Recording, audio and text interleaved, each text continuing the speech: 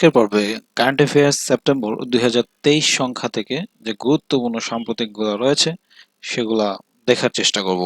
তো আজকের পর্বটি খুবই গুরুত্বপূর্ণ। তো আজকের পর্বটি চলেন শুরু করা যাক। দেশের প্রথম নারী হিসাব মহানিয়ন্ত্রক বা সিজিএ কে? ফাহমিদা ইসলাম। বর্তমানে দেশে নিবন্ধিত রাজনৈতিক দল কতটি? বর্তমানে হচ্ছে 44টি। দেশের সর্বশেষ রাজনৈতিক দল হিসেবে নিবন্ধন পায় কোনটি? বাংলাদেশ সুপ্রিম পার্টি, যেটাকে বলা হয় বিএসপি। সর্বজনীন পেনশন কর্মসূচি উদ্বোধন করা হয় কবে? 17 আগস্ট 2023। দেশের প্রথম এলিভেটেড এক্সপ্রেসওয়ের নাম কি? Dhaka elevated express way. দেশের প্রথম এলিভেটেড এক্সপ্রেসওয়ে উদ্বোধন করা হবে কবে? 2 সেপ্টেম্বর 2023 সালে। মানে আমাদের সামনের যে সেপ্টেম্বরের 2 তারিখ দেশের প্রথম এলিভেটেড এক্সপ্রেসওয়ে উদ্বোধন করা হবে। ঢাকা এলিভেটেড এক্সপ্রেসওয়ের মূল এলিভেটেড অংশের দৈর্ঘ্য কত? 19.73 কিলোমিটার। দেশের 17তম জিআই পণ্য কোনটি? নাটোরের কাঁচাগোল্লা। নিজস্ব সক্ষমতায় প্রথমবারের মতো কোন দেশীয় প্রজাতির পূর্ণাঙ্গ জিনোম সিকোয়েন্স উন্মোচন করা হয়? এখানে উপরে সবগুলো, একটা হচ্ছে মুন্সিগঞ্জ ক্যাটেল, একটা হচ্ছে ভেড়া এবং হাঁস, তিনটারই প্রথমবারের মতো দেশীয় প্রজাতির পূর্ণাঙ্গ জিনোম উন্মোচন করা হয়। আগস্ট 2023 পর্যন্ত বাংলাদেশে বিশ্ব স্বীকৃত সবুজ কারখানার সংখ্যা কত? 200টি।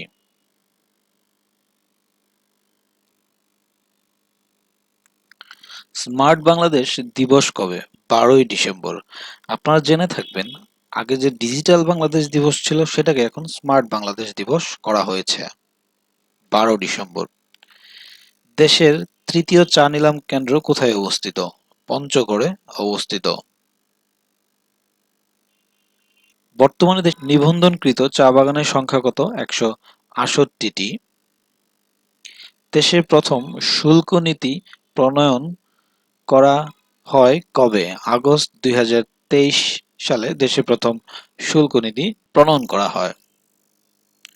আগস্ট 2023 পর্যন্ত বিএফআরআই এর বিজ্ঞানীরা বিলুপ্ত কতটি প্রজাতির মাছের প্রজনন ও চাষাবাদ প্রযুক্তি উদ্ভাবন করেছে? 39টি।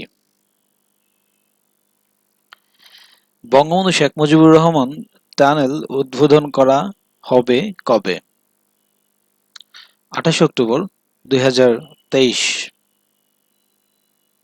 বর্তমান জার্মানি হাইডেলবার্গ ইউনিভার্সিটির বাংলাদেশ চেয়ার কে? যিনি হচ্ছে বঙ্গবন্ধু শেখ মুজিবুর রহমান প্রফেসরিয়াল ফেলোশিপ কে? তিনি হচ্ছেন ডক্টর সোনিয়া নিশাত আমিন। এটা খুব ইম্পর্টেন্ট, মনে রাখার চেষ্টা করবেন। এখন বিদ্যুৎ কেন্দ্র থেকে দেখি কি কি আছে আমাদের। মাতারবাড়ি বিদ্যুৎ কেন্দ্রের প্রথম ইউনিট পরীক্ষামূলক চালু করা হয় কবে? 29 জুলাই 2023। দেশের বৃহত্তম সৌর বিদ্যুৎ কেন্দ্রের নাম কি? Teesta solar limited. দেশের বৃহত্তম সৌর বিদ্যুৎ কেন্দ্র কোথায় অবস্থিত? এটা হচ্ছে সুন্দরগঞ্জ গাইবান্ধা। এটা কিন্তু খুবই ইম্পর্টেন্ট একটা প্রশ্ন। এটা নিয়ে আমরা মাঝে কনফিউশনে পড়ে যাই, বিশেষ করে যে লাস্ট বিসিএস এও কিন্তু এরকম একটা প্রশ্ন আসছে যে সর্বশেষ সৌর বিদ্যুৎ কেন্দ্র কোনটি। তো দেশের বৃহত্তম সৌর বিদ্যুৎ কেন্দ্র বর্তমানে হচ্ছে গাইবান্ধা সুন্দরগঞ্জে অবস্থিত, যেটার নাম হচ্ছে তিস্তা সোলার লিমিটেড। মনে রাখার চেষ্টা করবেন। দেশের প্রথম সরকারি সৌর বিদ্যুৎ কেন্দ্র কোথায় অবস্থিত? কাপ্তাই রাঙ্গামাটি। আন্তর্জাতিক অংশ থেকে যেগুলো আছে, 14 আগস্ট 2023 পাকিস্তানের তত্ত্বাবধায়ক সরকারের প্রধান হিসেবে শপথ গ্রহণ করেন কে? আনোয়ারুল হক কাকার। কম্বোডিয়ার নতুন প্রধানমন্ত্রী কে? হুন মানেত। হুন মানেত কম্বোডিয়ার নতুন প্রধানমন্ত্রী। থাইল্যান্ডের নতুন প্রধানমন্ত্রী কে? সেত্রা থাবিসিন। 12 আগস্ট 2023 কোন দেশ ফিলিস্তিনে প্রথম রাষ্ট্রদূত নিয়োগ দেন? সৌদি আরব। বৈশ্বিক বায়ু বিদ্যুৎ উৎপাদনের শীর্ষ দেশ কোনটি? চীন। খুব ইম্পর্টেন্ট একটা প্রশ্ন। বৈশ্বিক বায়ু বিদ্যুৎ উৎপাদনের শীর্ষ দেশ চীন। বিবি স্টকহোম কি? এটা একটা ভাসমান কারাগার। বিবি স্টকহোম হচ্ছে একটা ভাসমান কারাগার। 28 জুলাই 2023 কোন দেশে সামরিক অভ্যুত্থান হয়? নাইজারে। 28 জুলাই 2023 কোন দেশে সামরিক অভ্যুত্থান হয়? নাইজারে। সংস্থা এবং প্রতিষ্ঠান থেকে যেগুলো আছে আমরা দেখার চেষ্টা করি। 25 জুলাই 2023 শ্রীলঙ্কা কততম দেশ হিসেবে সিটিবিটি অনুমোদন করে? 178তম দেশ হিসেবে। জাতিসংঘ শিল্প উন্নয়ন সংস্থার ইউনিডো বর্তমান সদস্য সংখ্যা কত? 172টি। 18 আগস্ট 2023 কোন দেশ ইউনিডোর 172তম সদস্যপদ লাভ করে? দক্ষিণ সুদান। পশ্চিম আফ্রিকার বাণিজ্যিক সংগঠন economic community of West African states বা ইকোয়াস এর সদস্য দেশ কতটি? 15টি। ইকোয়াস এর সদস্য দেশ কতটি? 15টি। 27 জুলাই 2023 ইকোসক এর 79তম প্রেসিডেন্ট হিসেবে দায়িত্ব গ্রহণ করেন কে? পলা নার্ভেস, তিনি হচ্ছে চিলির। সেপ্টেম্বর 2023 জাতিসংঘের সাধারণ পরিষদে 78তম অধিবেশনে সভাপতিত্ব দায়িত্ব গ্রহণ করবেন কে? Dennis Francis. খুব ইম্পর্টেন্ট একটা প্রশ্ন। সেপ্টেম্বর 2023 জাতিসংঘের সাধারণ পরিষদ, যেটা হচ্ছে 78তম অধিবেশন, সভাপতি হিসেবে দায়িত্ব গ্রহণ করবেন ডেনিস ফ্রান্সিস। 18তম জিবি সম্মেলন কবে অনুষ্ঠিত হবে? 9 থেকে 10 সেপ্টেম্বর 2023। 18তম জিবি সম্মেলন কোথায় অনুষ্ঠিত হবে? নয়াদিল্লি, ভারতে। 18তম জিবি সম্মেলন হবে হচ্ছে 9 থেকে 10 সেপ্টেম্বর 2023 আর অনুষ্ঠিত হবে হচ্ছে নয়াদিল্লি, ভারতে। 2024 সালে 19তম জিবি সম্মেলন কোথায় অনুষ্ঠিত হবে? রিও ডি জেনেরো, ব্রাজিলে অনুষ্ঠিত হবে। লায়র্স লিস্টের তথ্য অনুযায়ী বিশ্বের ব্যস্ততম কন্টেইনার বন্দর হচ্ছে সাংহাই বন্দর, যেটা হচ্ছে চীনে অবস্থিত। লায়র্স লিস্টের তথ্য অনুসারে চট্টগ্রাম বিশ্বের কততম ব্যস্ততম কন্টেইনার বন্দর? 67তম।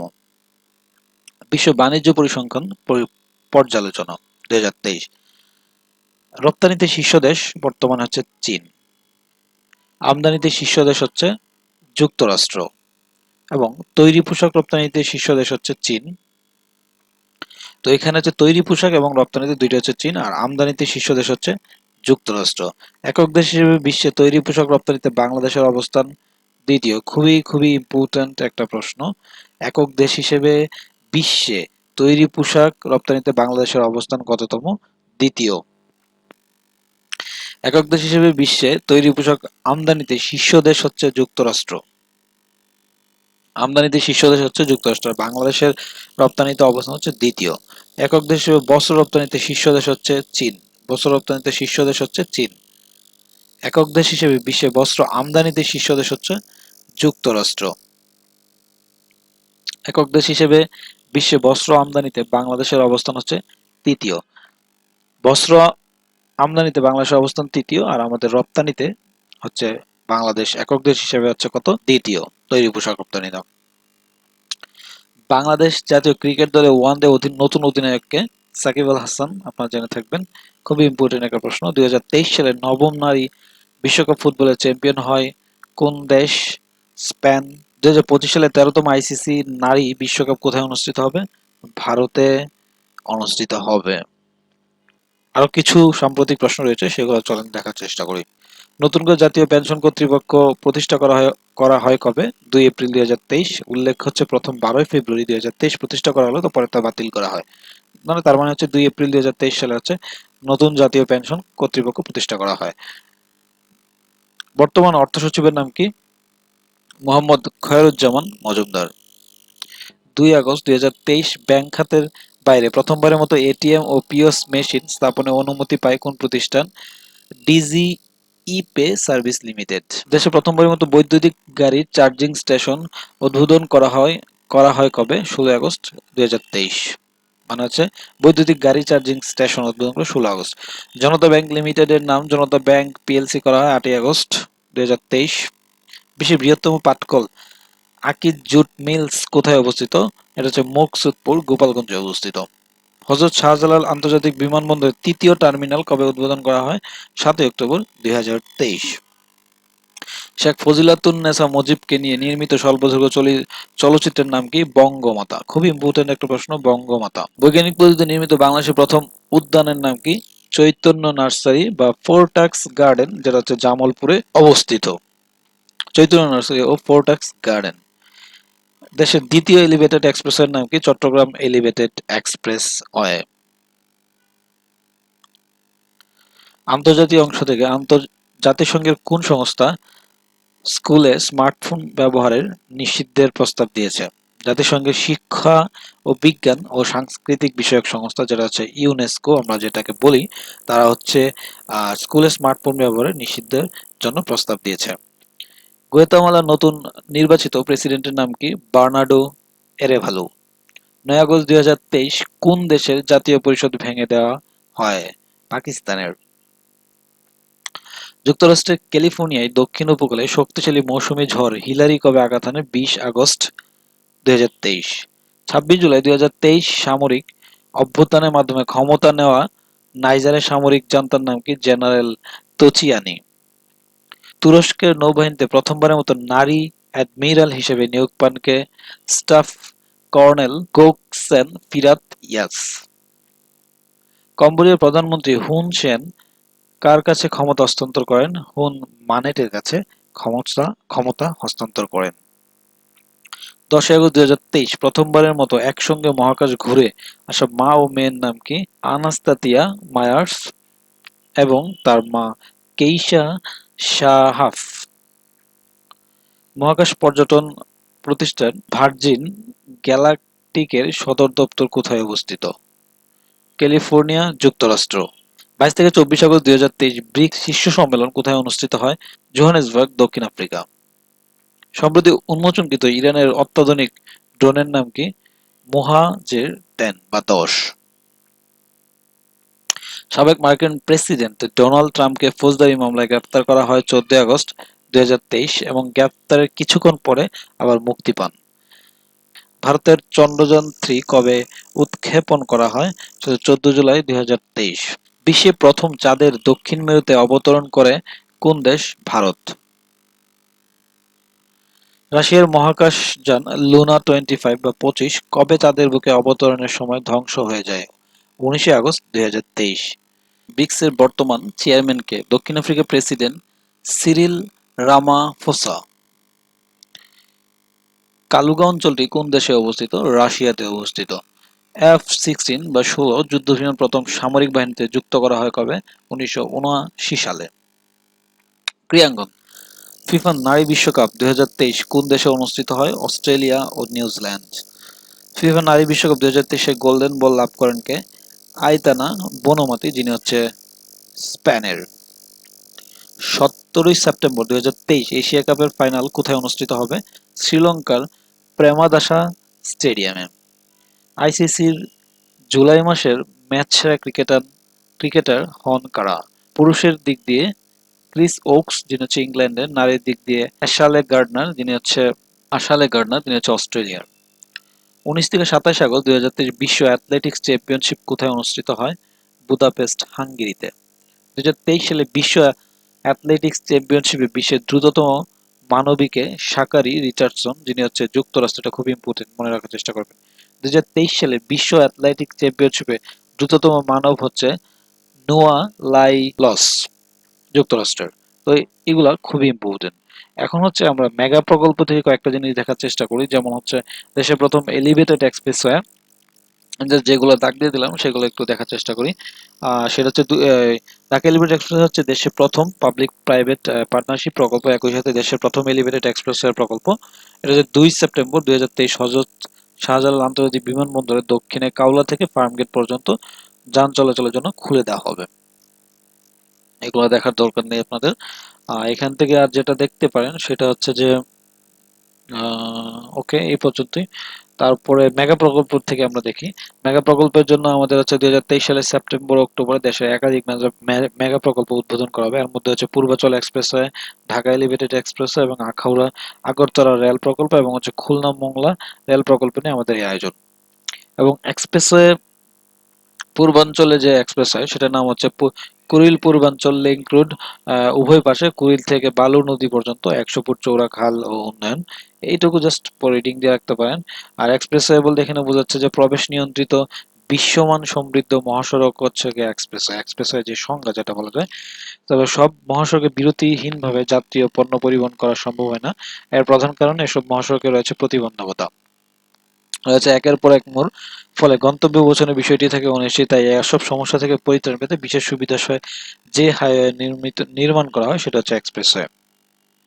এটা হচ্ছে মাটির উপর নির্মিত এবং হাইওয়ের তুলনায় এক্সপ্রেসওয়েতে যাতায়াত করতে সময় কম লাগে। বাংলাদেশের প্রথম এক্সপ্রেসওয়ে হচ্ছে ঢাকা মাওয়া ভাঙা এক্সপ্রেসওয়ে। বিশ্বের দীর্ঘতম এক্সপ্রেসওয়ে হচ্ছে দিল্লি মুম্বাই অবস্থিত, যেটা ভারতে, এবং এর দৈর্ঘ্য প্রায় 1350 কিলোমিটার।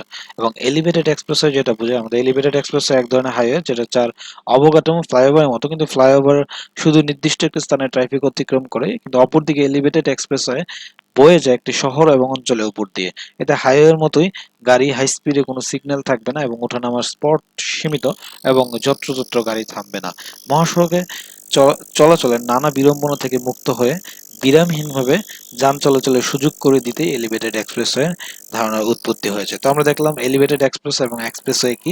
পৃথিবীর দীর্ঘতম এলিভেটেড এক্সপ্রেসওয়ে হচ্ছে ব্যাগনা এক্সপ্রেসওয়ে, যেটা থাইল্যান্ডে অবস্থিত, যার দৈর্ঘ্য হচ্ছে 55 কিলোমিটার। আর এদিকে যে আমাদের দ্বিতীয় elevated express Chattogram elevated expressway, এটা চট্টগ্রাম নগরীর লালখান বাজার থেকে শাহ আমানত বিমানবন্দর পতেঙ্গা সেগুলো। তো এই পর্যন্তই, এইগুলো দেখলেই হয়ে যাবে। তারপর হচ্ছে খুলনা মোংলা রেল প্রকল্প, এটা আমরা একটু আগে দেখলাম। আর একটু আগে দেখলাম আগরতলা রেল প্রকল্প। এগুলো এত কিছু আপনাদের দেখা দরকার নেই।